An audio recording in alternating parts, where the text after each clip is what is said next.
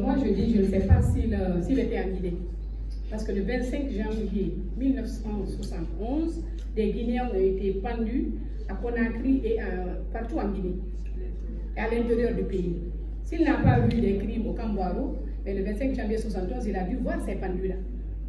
Et le PDG a organisé des danses folkloriques, il paraît, et c'est authentique, sous ces pendus-là, sous ces cadavres-là. Ces cadavres, ces pendus ont été frappés, ont été traités de tout avec des bâtons. Je pense que M. Condé Ismaël était à Conakry. Donc certainement, il n'a rien vu au Camboiro, mais le 25 janvier, il a dû voir les pendus, des Guinéens qui ont été pendus sans aucune forme de procès. Et là, je suis désolée. Même s'il était jeune, s'il n'a rien vu au Camboiro, il a vu pire le 25 janvier 1971. Ismaël Condé, moi je l'ai traité de victime.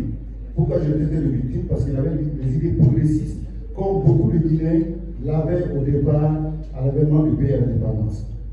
Preuve, Alpha Condé dans son livre Albanie de l'Afrique ou néocolonie américaine, paru en 1972, disait que Sékou Touré en Guinée a trahi les progressistes. Donc, Ismaël Condé, je l'ai dit sur Radio Familia, qu'il était une victime. Parce que lui, il était progressiste dans sa chair, pendant que les gens qui géraient le pouvoir les dernières années de Sékou Touré, c'était des bourgeois. Je m'excuse aujourd'hui, moi je suis un opérateur économique, je ne veux pas programmer, donc je pourrais être classé comme bourgeois, mais au temps de Sékou Touré, il y avait des progressistes, il y avait des bourgeois.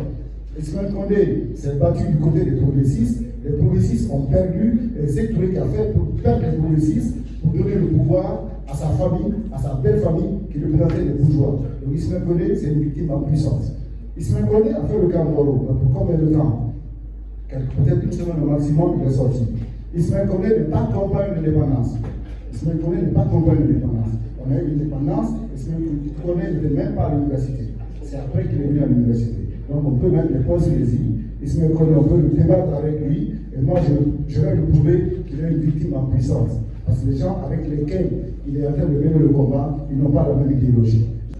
Quand il y a des milliers de victimes dans les fosses communes, personne ne veut plus venir dire qu'on caressait les gens au Camboiro. Ismaël Condé, lui, il était en tourisme au Camboiro. Mais les autres, ceux qui ont suivi là-bas, il ferait mieux d'aller réveiller les morts pour pouvoir s'enquérir de ce qui s'est passé.